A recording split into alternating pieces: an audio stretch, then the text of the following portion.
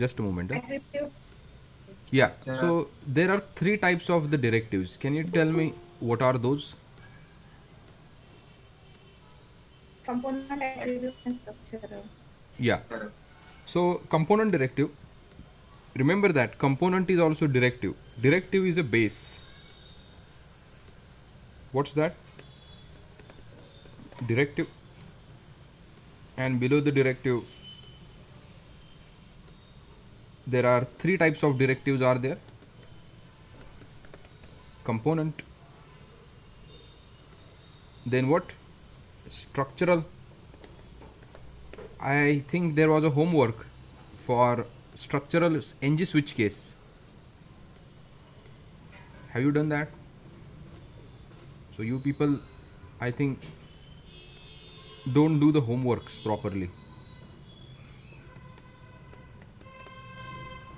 And the attribute directive. There are three types of directives.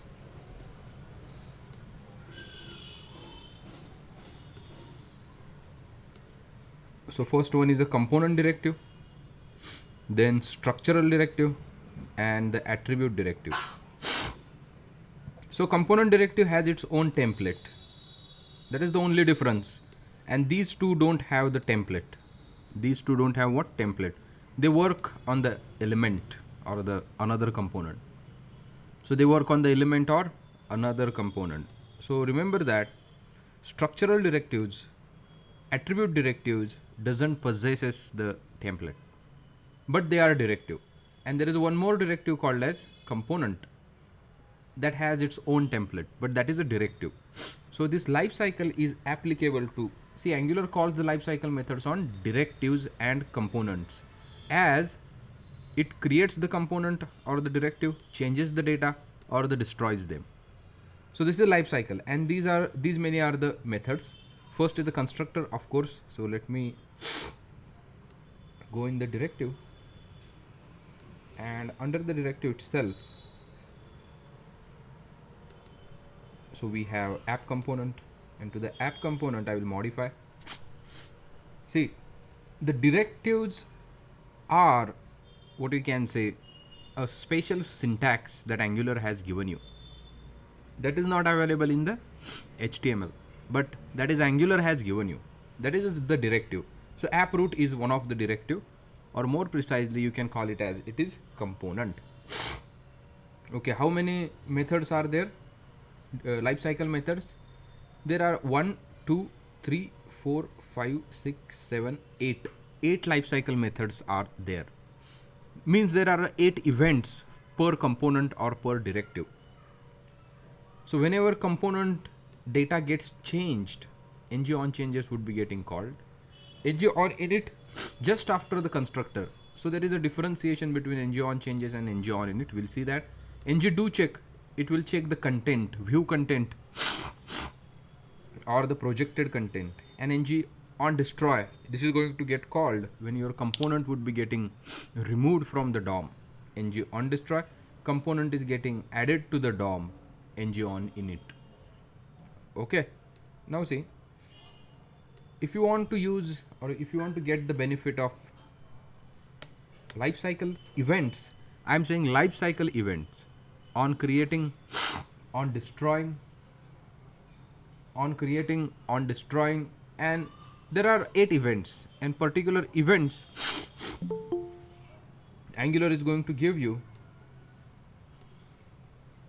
Angular is going to give you the callback method. If event has happened, Angular will give you callback method. If event has happened, Angular will give you callback method. Okay, import, and here you can say from at Angular core only, add Angular core. And what are that? On init, remember that this is the interface. On init, then on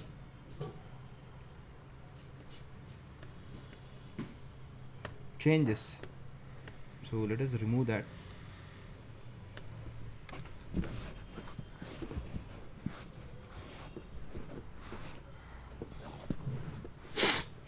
On changes, then do check is a method. We'll discuss what is the significance of all of them. Then do check after content init,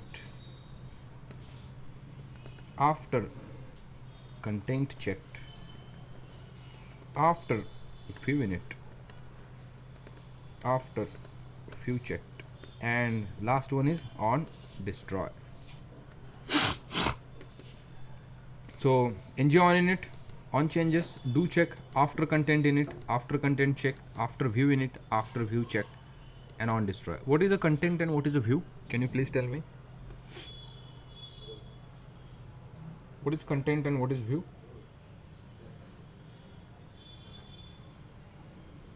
Hello. Yes. View is HTML page and content is TS page. No. Content is what? TS or one component page. Means TS page. Anyone other? Vaibhav Katkar. Parag. What is the difference between content and view? This is an interview type question.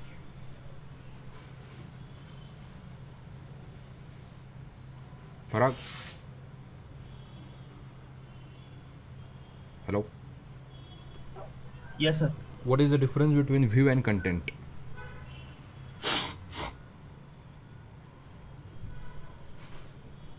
Vaibhav. Mayur. Vrunda. Content means it is a matter. Content is what? Matter. Okay.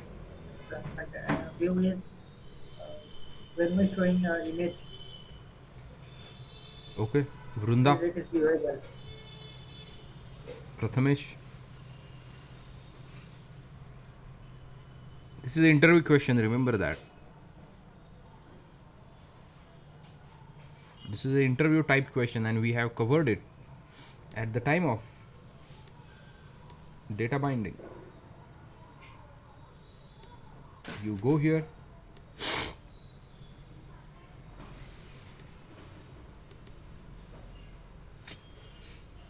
In which component we have covered that? Can you please tell me?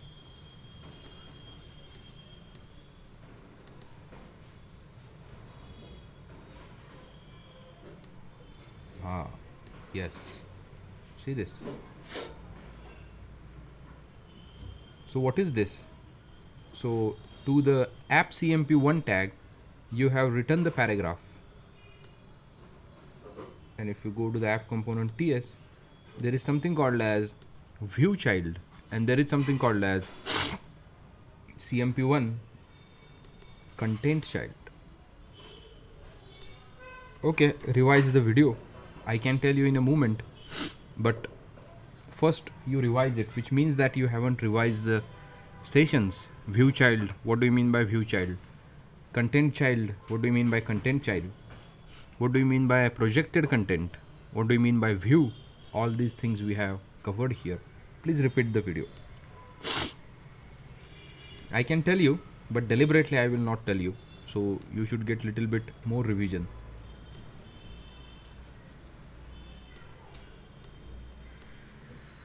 Okay. So where we are? Just a moment. Just a moment.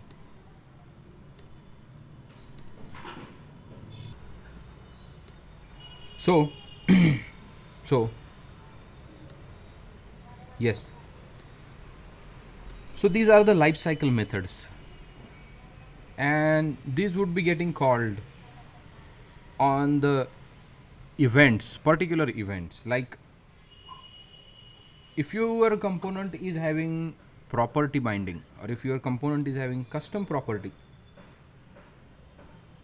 right? If your component, well, here it won't be useful.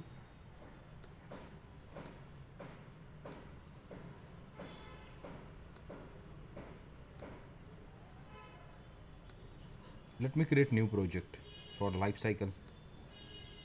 Or not needed. My first app is there. Okay, in the my first app I would like to create one component. Can you tell me command? Nggc, nggc, and here we can say life cycle. In which project? Project is my first app. Project is which? My first app. Nggc life cycle. Component is life cycle, and in which project? My first app. Hit the enter, and here we expect to get new components. Okay, it will take time. Yeah, added. Fine. So let me get this. This is the import section, right? I'm just importing in a usual way, but I have added little bit indentation, so you can see that very properly. Nothing difference. You can write everything in a line also, but just to understand you, I'm writing in this way. So can you see, first is a constructor, second one is just moment. Second one is on init. Let me write all the method first. First you need to implement, then do. Okay, before that on changes.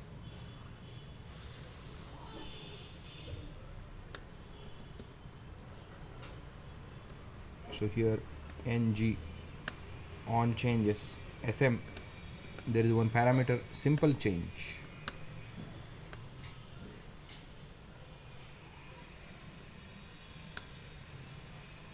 Okay, then do check. See, interface name is just preceded by ng, that becomes the method. So do check is the interface and ng do check is a method. You can remember in that way. Then what? ng after content init, ng after view init. Sorry, there is one more method after content init. Ng after, who is that? Ng after content checked, ng after view init, ng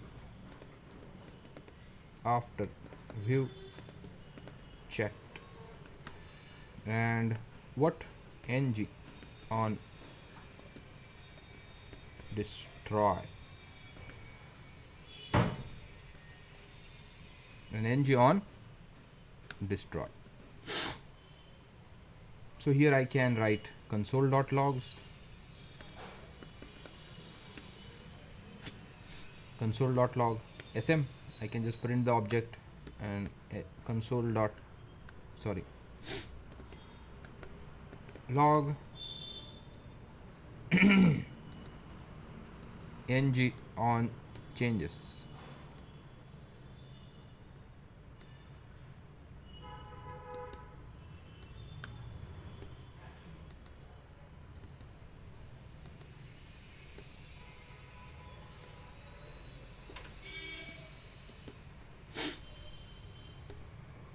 You will get to know each and every life cycle event as a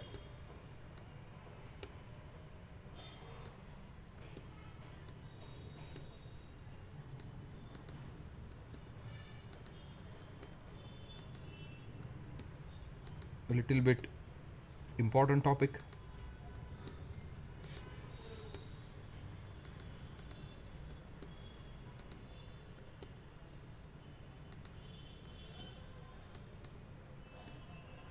Can you see my screen properly? Hello? Yes, sir. Okay.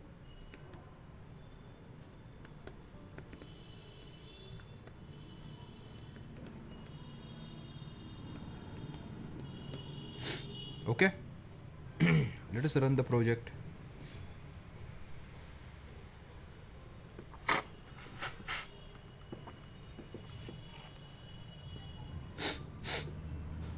Let us run the project. Something has changed.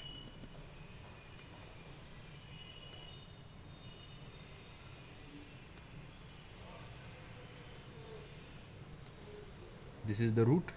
Here you will go. Tell me the command npm start and hyphen project my app first. Hit the enter. So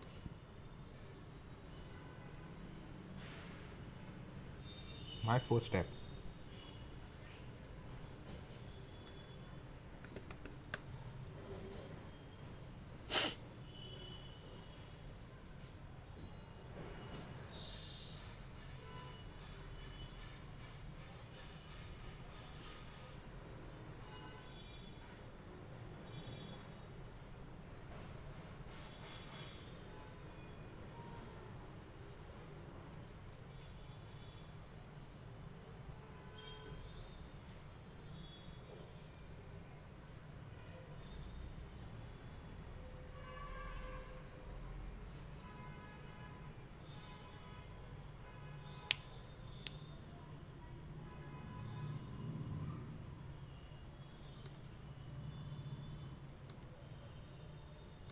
Okay, project has run properly. Localhost 4200. Okay, we are not bothering about UI. Okay, and we haven't loaded this component also, lifecycle component in the main component. So we need to load this lifecycle component in the main component. Page division, and then you can say app life cycle. App life cycle. Okay, life cycle works is there, and we'll do something more precise.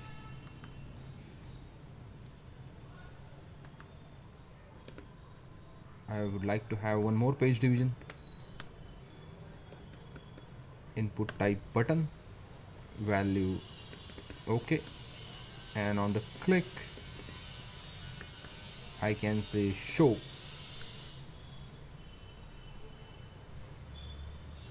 In the app component, let's define one variable. See, I can write inline function in a template straight away.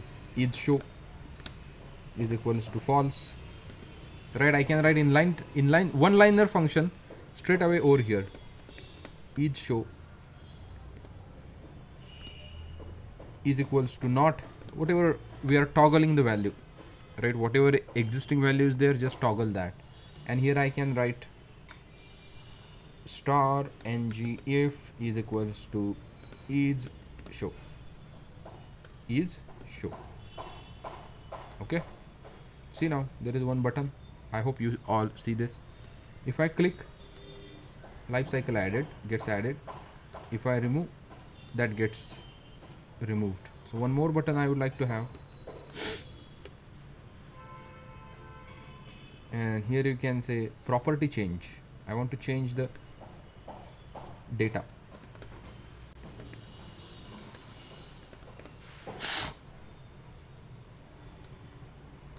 And here I can say data change, one function, and the title variable I would like to change this dot title. Just assign new date, that's it.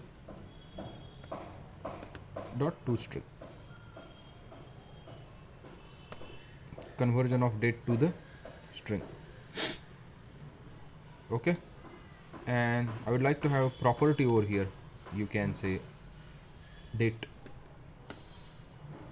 and here we can pass the variable title. So you can go to the app lifecycle component, and here you can have at input name is date, which is of type string. Okay, and in a lifecycle TS, lifecycle works, and we can have one more paragraph, interpolation date. Simple thing I have done. So there would be app component HTML, there would be two buttons, and here date change.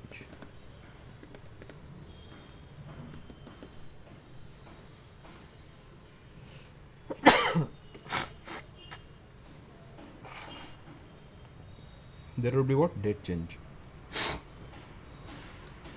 Okay. What is the function name? Date change. Data, not data, it's a date.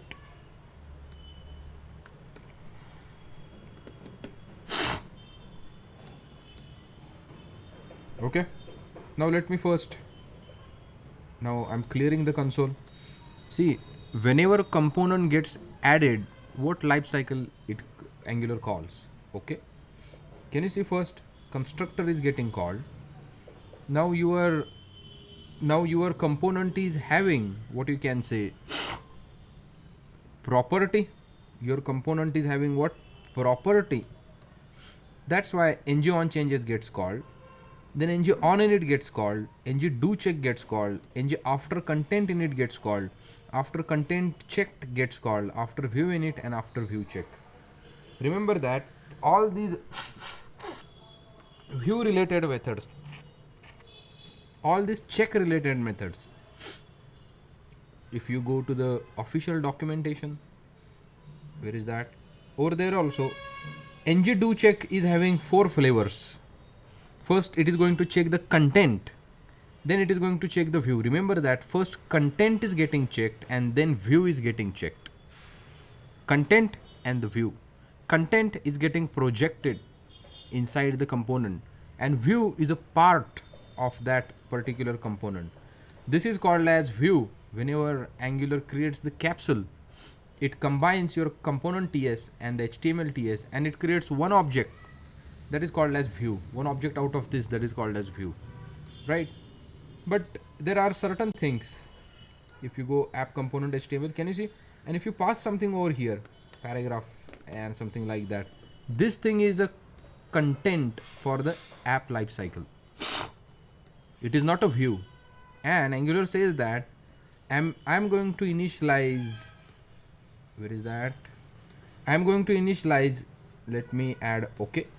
I'm going to initialize view first, content first, and then view, right? Because content is projected, that is coming from the outside, which is already initialized. Now here you can see, now your component is having what you can say the property. Let me remove the property. Let me remove the property date, and I would like to see, can you see if I add it? Now see, your property has been removed. Then your life cycle begins with constructor and ng on init. Property we have removed, right? Control Z. Now here you can see, if I add again, can you see constructor, ng on changes, then ng on init. If your component is having property, life cycle would be constructor, object would be getting created, then on that object ng on changes would be getting called, and then ng on init. Remember that ng on init and ng destroy, I have removed the component, are going to be called only once throughout the complete life cycle. So consider that you have one checkout button, right? You are clicking on the checkout button, and before checking out, if you want to show some dialogue, then this would be ng on destroy would be the correct place to add. So if you want to show something before removing that particular component from the what you can say DOM, if you want to show some dialogue, or if you want to perform some task, ng on destroy is a correct method.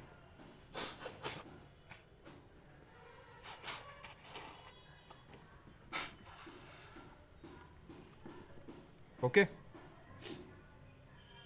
So sorry, constructor ng on changes, ng on init, ng do check, after content init, after content checked, after view init, after view check, and ng on destroy.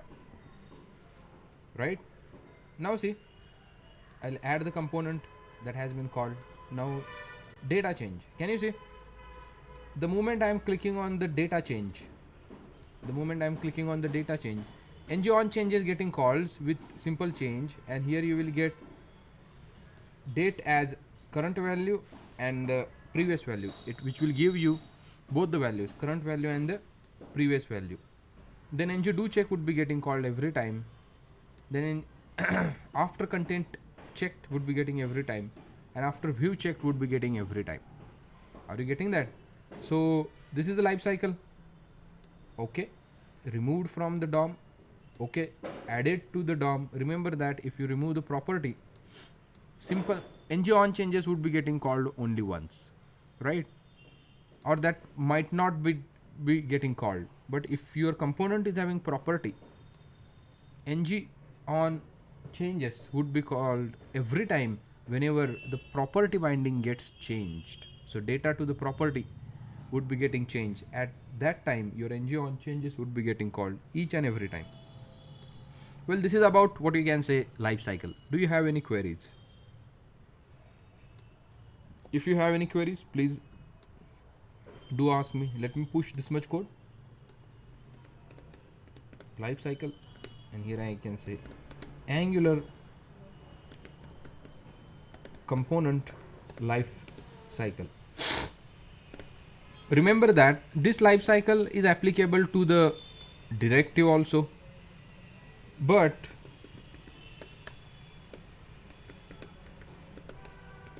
in the case of directive, right, in the case of directive, some methods wouldn't be getting called, like content check. These methods and do check, these methods won't be getting called because these are specifically related to the template, and directive attribute or the structural doesn't have what you can say templates, and that's why these methods won't be getting called in the case of directive, but rest is same.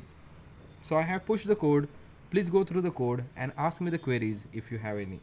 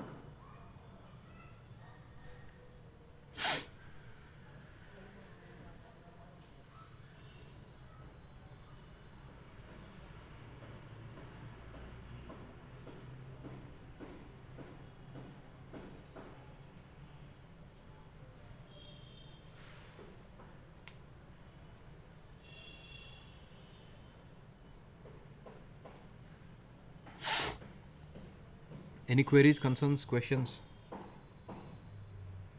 Hello? If not, let us start with something called as services.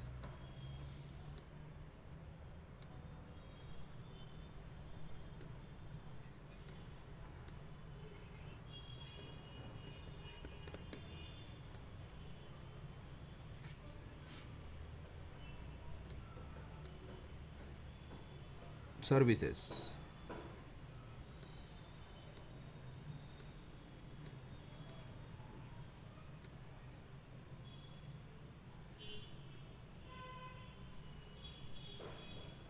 Tell me the application for creating new project. ng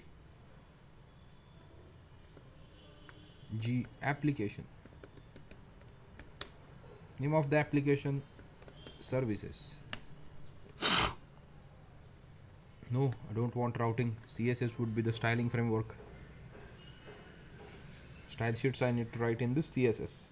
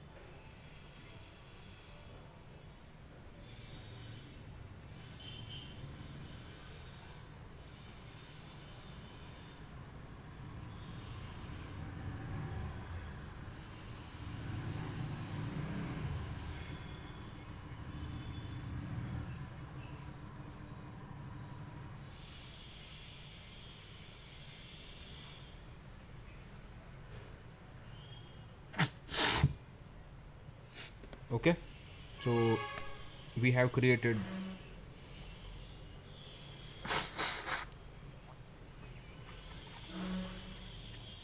sorry, I'm feeling little bit unwell today. Okay, so services has been created. Let us discuss what do you mean by services first.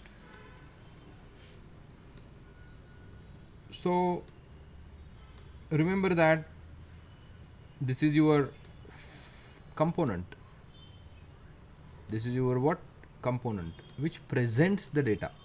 What I'm saying, this is what? Component. This is a component which presents the data. Any concern you have about this? This is the component which presents the data.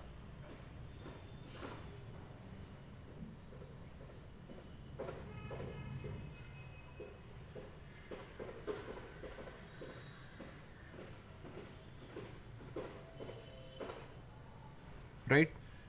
Now, there should be one part which will not be presenting data and which would be performing some calculations. This is something which is for heavy lifting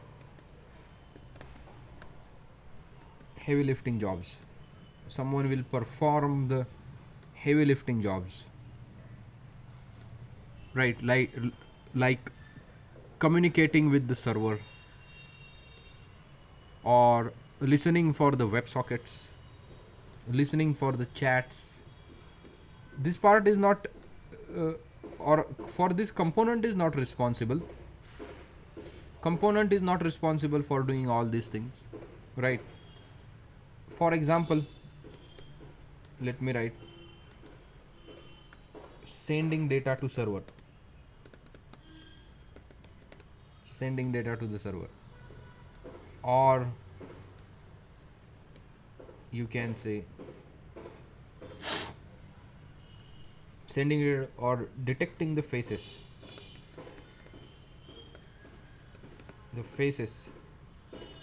from image, right? So component,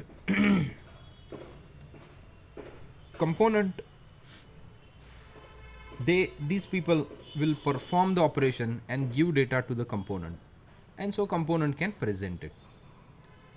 So all these people will give data to the component, and component can present that data to the user. Component gets the user actions. So here component gets the user actions like click,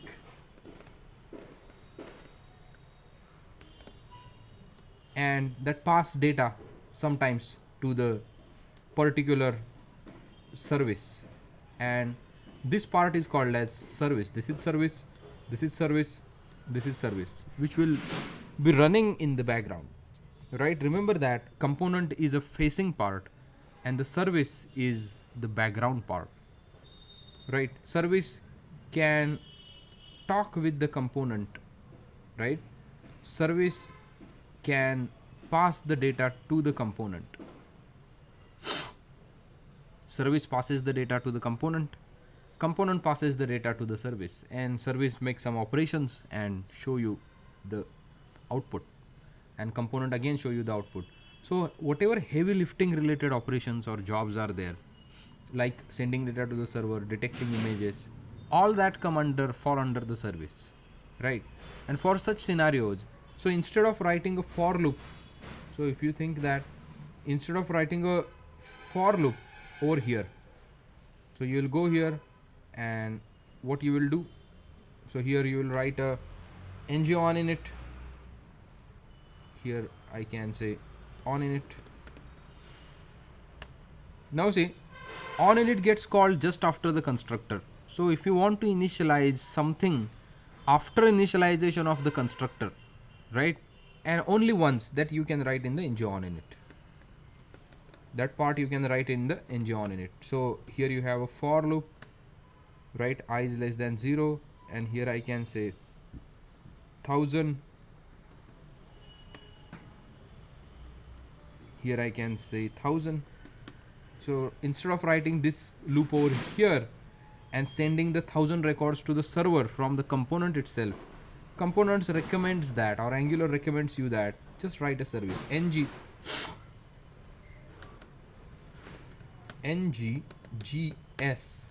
What's that?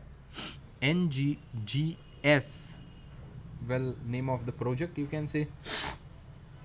So here I'll write a service and say demo service. In which project? The project name is services. So here one file would be getting created. Yeah, demo service. Can you see? A service is that component. Let me remove this part right now. Service is a plain TypeScript class. Service is what? Plain TypeScript class. Remember that, what I'm saying again. Service is plain TypeScript class, and here I can say one function iterate, and inside iterate function you can just move that for loop, something like this. So heavy lifting we are representing by means of the for loop, but in your real-time projects you need to connect with the server. For that you will write a service.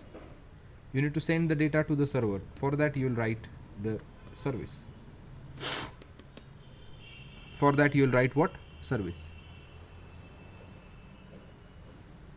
So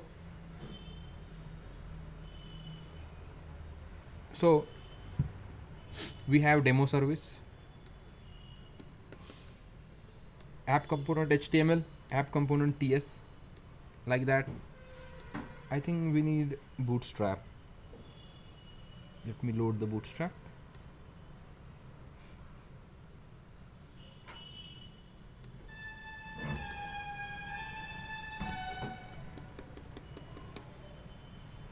So let me get the bootstrap in my project. This is a good strategy to load the CSS in the main, import the CSS in the main CSS. Make sure that you will close all the things and you will open whatever required. Even the projects are also collapse it if you don't need it. otherwise it will create the pretty much complication. So demo service I have, app component I have, something like that, right? Now you can have button in the app component, you click the button and service will start iterating and you can call that thing. But there is a trick, or there is one challenge.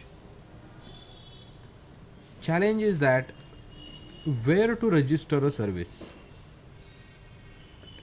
where to, or service registration we can say,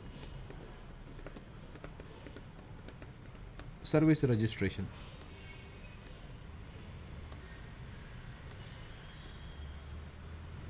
We can say what? Service registration. And you see, services can be registered at the two places. Services can be registered at what? Two places. Either at the module level,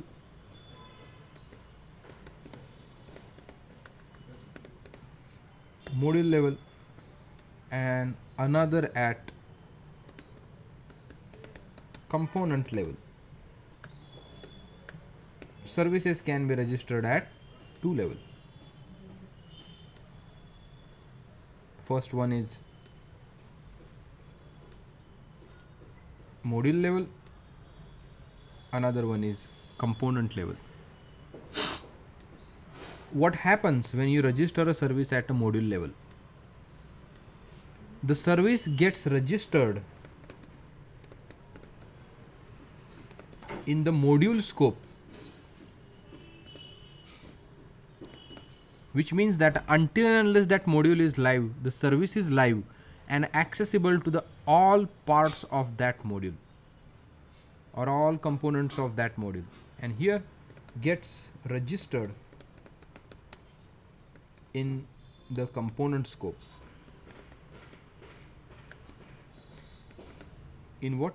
Component scope. This gets registered in the module scope. Let's do this now.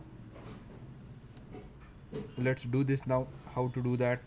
See, either you can define the service. There is something called as providers array, and here you can say demo service. Either you can define this service at the component level like this,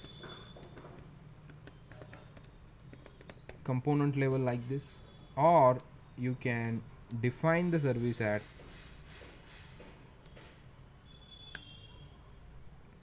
module level.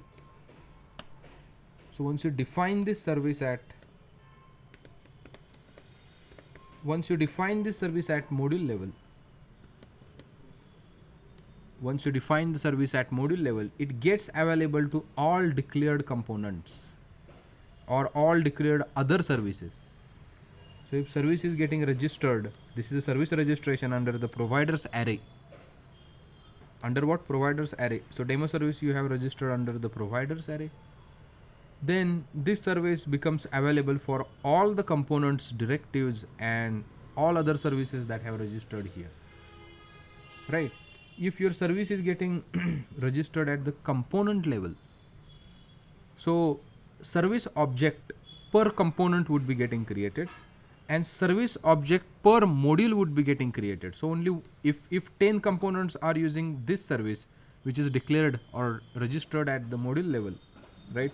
If 10 components from here are using this service, which is declared at a module level, they will share a common object. They will share what? The common object of the service. But if you have registered the service at component level, the particular component once get created, the service object would be getting created. So if you are creating the 10 app component objects, so 10 service objects would be, separate objects would be getting created. So remember that module level registration and the component level registration. When you say it's a module level registration, only service would be getting created in the module scope, which means that so service object per module would be getting created. So once module would be getting created, service object would be getting created. If there are 10 components which are using if you are there are 10 components in the particular module, if there are 10 components in the particular module, so behind 10 components there is only one service object. But if you define at the component level, if you define it at the component level, right, if you create 10 components, 10 different service objects would be getting created. Now when to use it, consider that you have a login page, you are defining a login page and you have a login web service. Means on a click of login you will make a web service, you will hit a web service to check the data in the database, right? So this is only once, so you are going to call that service only once, so that you need to register that service at a component level. It is not necessary that you should register at the component level only, but this is the business scope, one of the scope. Let me start the project.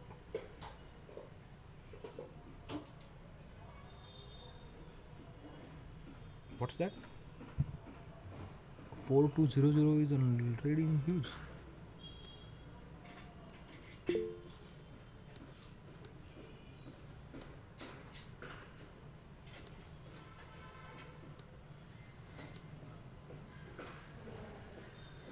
So there is nothing called as best practice in this way, right? But you just remember that services you need to remember as per the business case.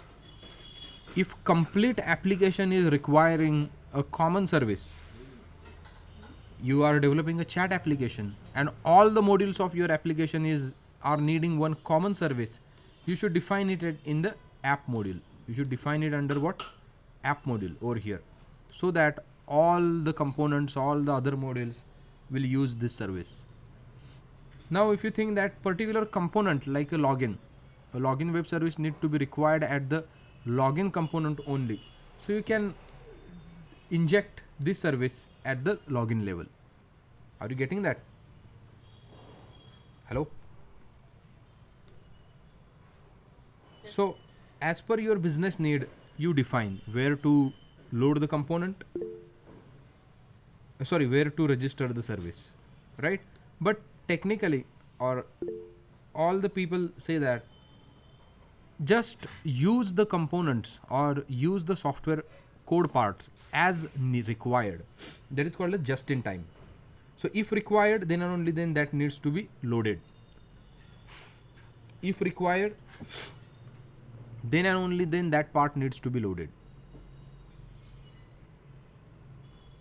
If it is required, then and only then remember this principle, right? If you talk about the best practices in the software development, so remember that if required, then and only then it should be getting loaded. So it is not that it should be getting loaded in advance. So that is a bad programming practice. In anywhere, even the type of the variable needs to be defined as required, not at everything at the class level or in the global scope. Same applies over here. If you register a service at the module level, unnecessarily it would be, if not needed, and if you are still loading, it will use the memory. So in the software terms, right, what you need to remember is that if needed, you need to load the particular part. Getting that? No matter its component, its service, or whatever it is. Because defining the variable is little bit and allocating the memory is a little bit heavy, and that's why you should use if needed. Are you getting that? It is not related to the service, but it is related to the general programming practice. So here you have component, and here I am having the demo service. So if you think that the app component only requires the demo service, if only app component requires the demo service, then register it here. If you think that app service, if this demo service is required in app component only, and if you register it at the module level, it will remain live until the module is live. So think in that way whenever you do this coding. If needed, then and only then it's getting loaded. Okay, Now how to prove this? Just I have loaded. Let's have two components now. Let me create two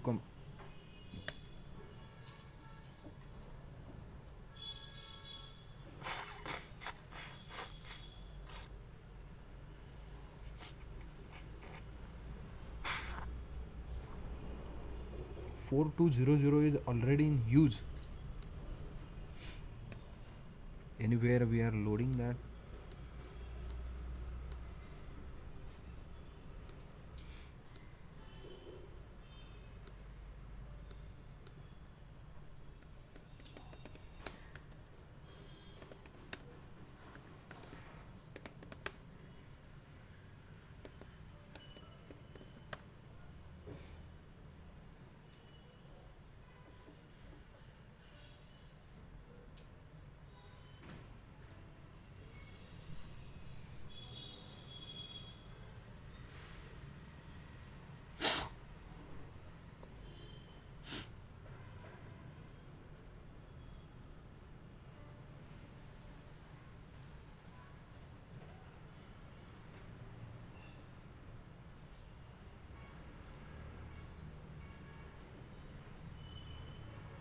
Okay.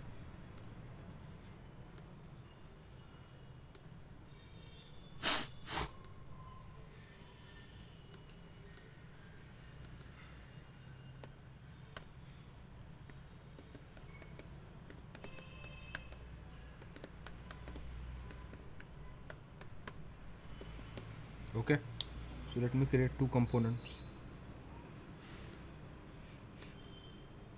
NGGC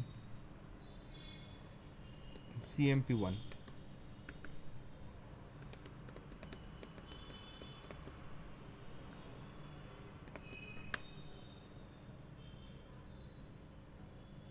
And CMP2.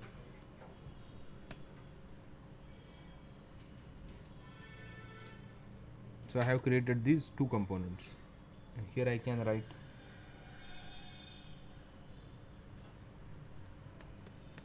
border app CMP1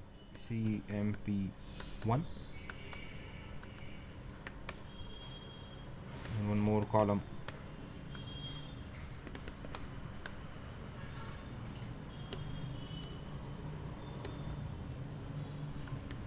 app CMP2. Okay, so border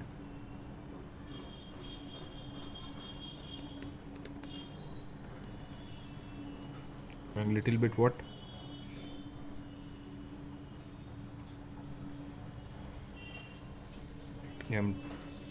margin left 2 empty 3,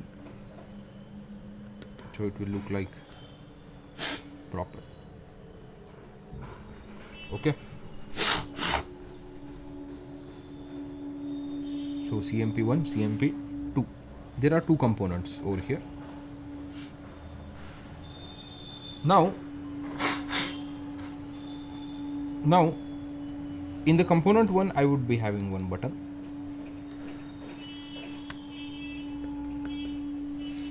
input type button,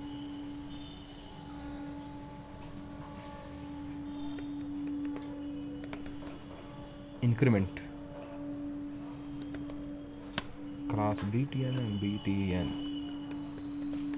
primary, and same button would be having in here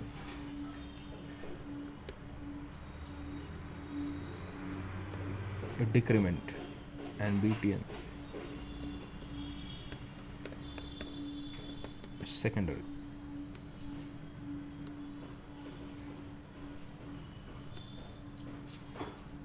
And what primary and the secondary.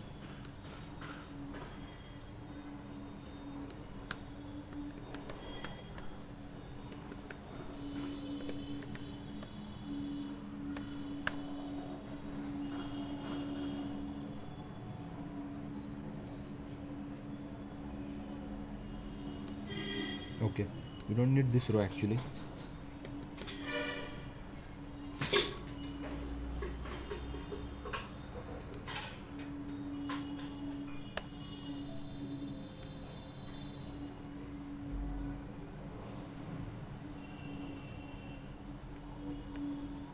And CNT I can say here also, CMP2 also.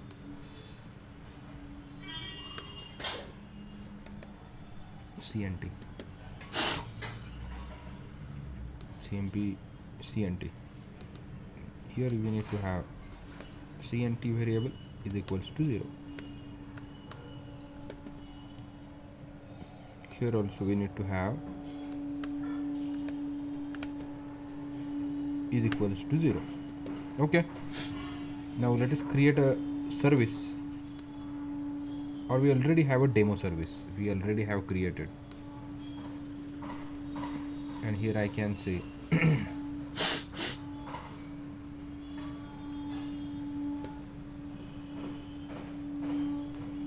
or OP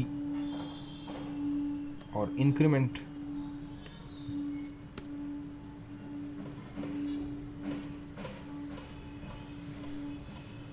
we can accept a number,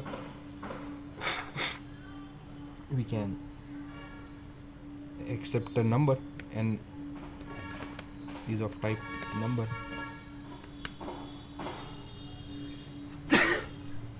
and then here on sorry let's remove this number, service srcnt, and here I can say this dot srcnt plus plus, decrement this dot srcnt minus minus, and srcnt is another function, or srcnt value is a function which will return this dot srcnt. Okay, and let's make it private.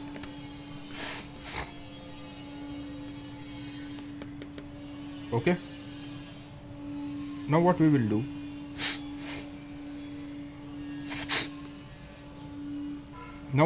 do, let us register a service at the component level first.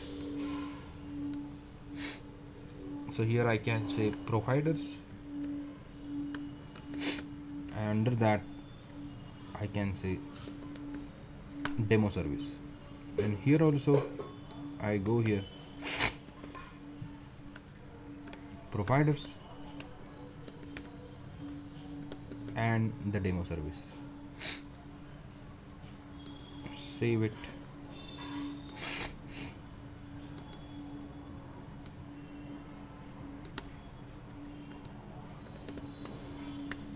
click is equals to operation perform, or it is increment inc clk,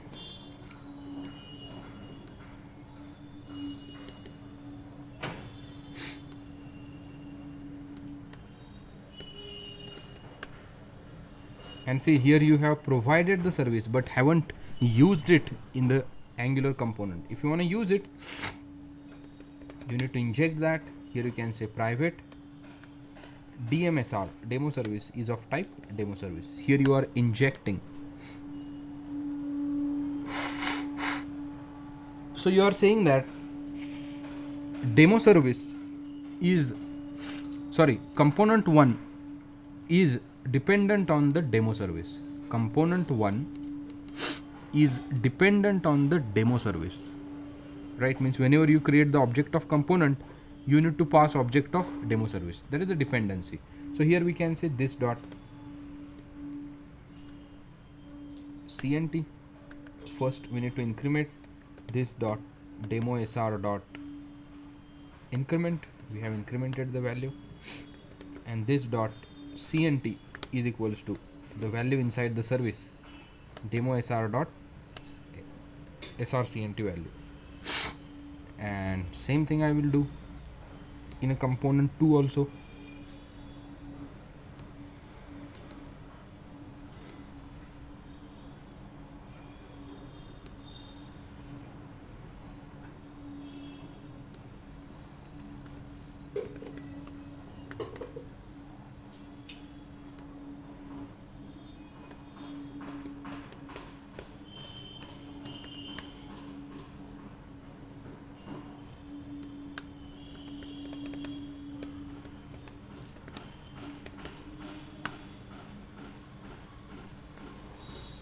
This dot dm sr dot decrement, and same thing here we are decrementing this dot cnt is equals to this dot dmsr dot.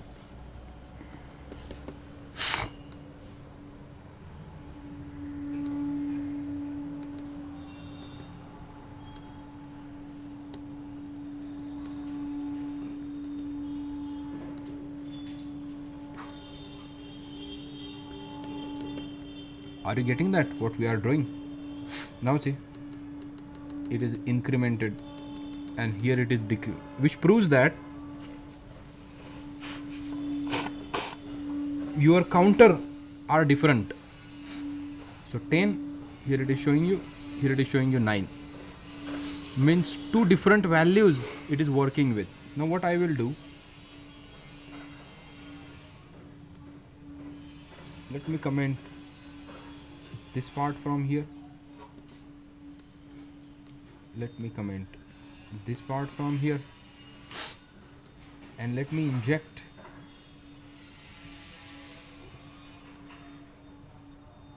the service over here, right? Remember that, let me register service over here.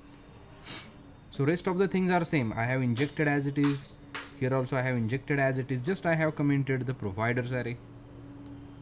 Right, now see, I am incrementing the service. Can you see the counter is 10, and you will find that the counter will start decrementing from the 10 itself. See now, 9. Now if I start incrementing, it is 5, 6, 7. If I start decrementing, let's see, getting that? Means these two components are sharing the service. In this case, these two components are sharing the service. If you see component hierarchy,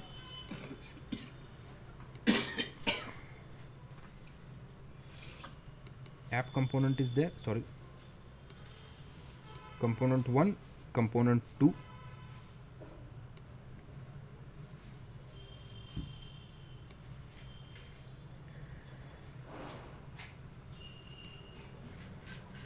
and okay,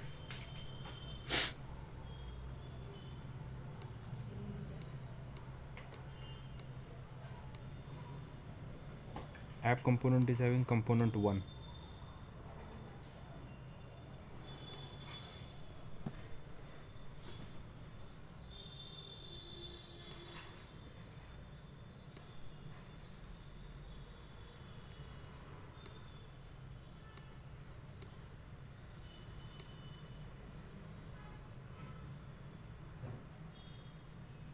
Okay, okay, fine.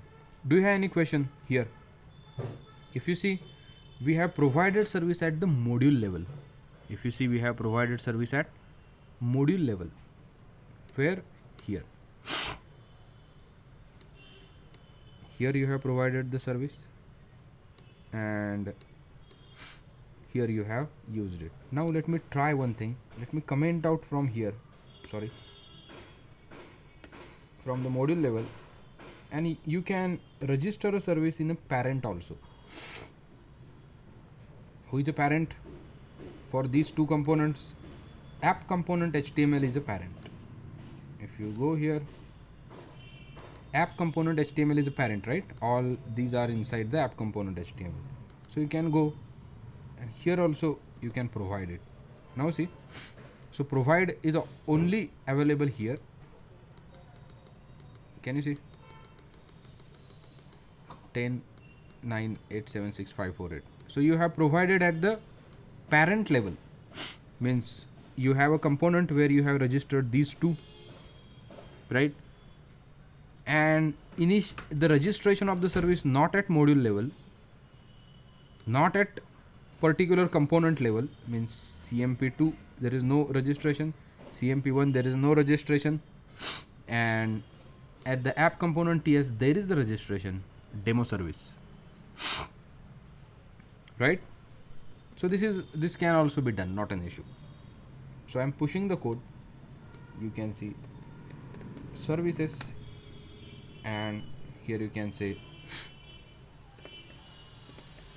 registration of services. So I'm pushing the code,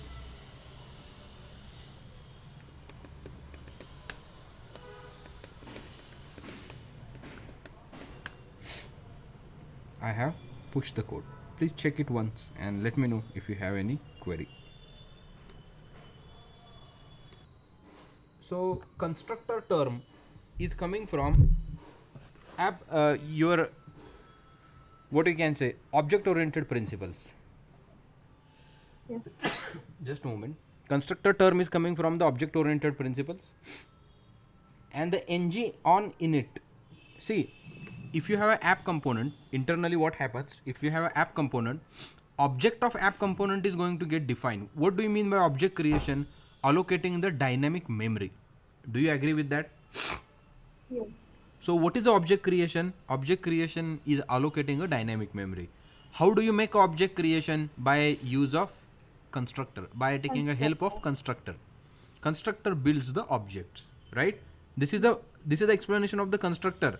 So constructor is used to allocate the memory dynamically, while ng on init is the part of, what you can say, the component or the directive.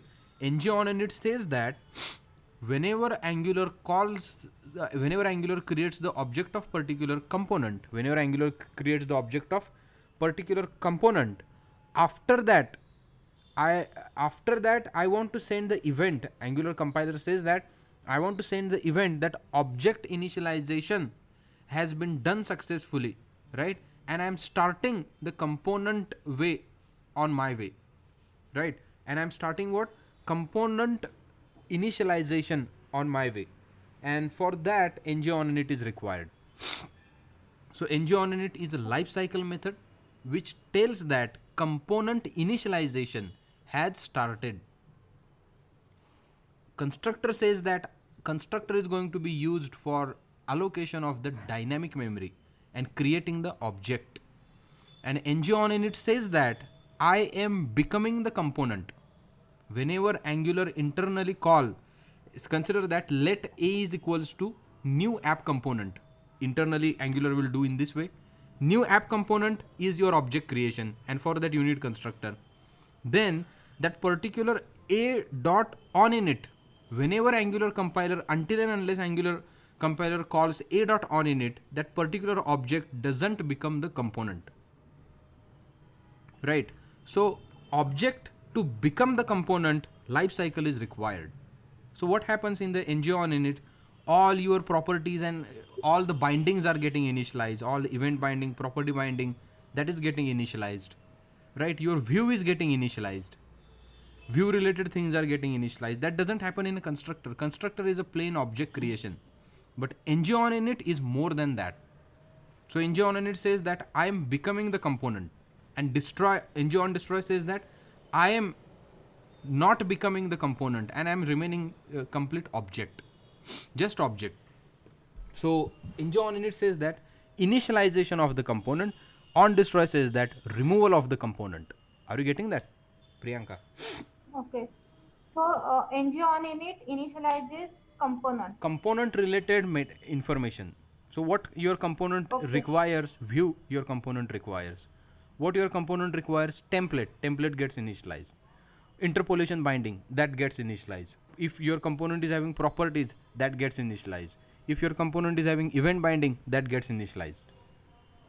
But that doesn't happen in a object creation. Object creation is having some different meaning. in the object oriented principles. Object oriented principle says that constructor is just going to be used for dynamic memory allocation. That's it, one liner. If you want to allocate a memory How on the heap, you need a constructor. If you want to make that particular object, whatever object you have created in the heap, if you want to call that object as a component, life cycle is required. First method is on init and last method is on destroy. so Yes. then how on changes are executed before ng on init? No, what did you say? Please say that again. ng on changes first ng on changes execute, then ng on init Yes. execute. If your component is having property, life cycle is different. Remember that. If your component is having a property binding, then life cycle is different. If your component is not having property, the life cycle is different. If your component is having property, your life cycle begins with ng on changes. If your component is not having property binding, your component begins with what? ng on init. Are you getting that? Yes, which steps executes only once, then On init, on destroy. These would be getting initialized on only init one. Yeah. one. Okay, thank you. On init and on destroy are getting only once, called only once. Okay. Remember that life cycle is different if your component is having property and it is not having property. Life cycle is takes the different approach. You can run the project and see. Okay. Okay, and if you get any question, you can ask me anytime. Yeah. Any other question to anyone? Sir, after syllabus, can we discuss means interview questions? Yeah, Means yeah. I have a list and Yeah, share the list but immediately. So what we can do, okay, as topics are going on, right? We can take that questions. yeah, yes, sir. If related to this, Actually, answer, that answer is on Google, but I want to discuss with how we can explain to the interviewer sure, or something. we can do that. I would love to do that. You just share the spreadsheet with me, and we can take that particular components for the particular topics. Okay? Yes. Yeah. Any other question?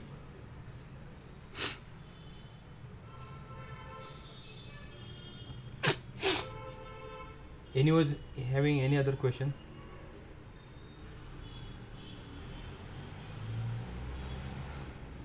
So shall we end the call?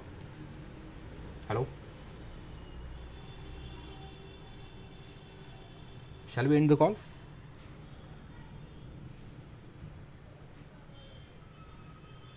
Okay. Hello. Yes. Sir, is there any WhatsApp group for our? No, I don't. Okay. I'm not on the WhatsApp group, right? But mail thread is there. Okay. There is one mail thread. You can speak with Nikhil. He will add you in the mail thread. Okay. Okay? Okay. Yeah. Yeah. So instead of WhatsApp, we all can use one mail thread. Fine?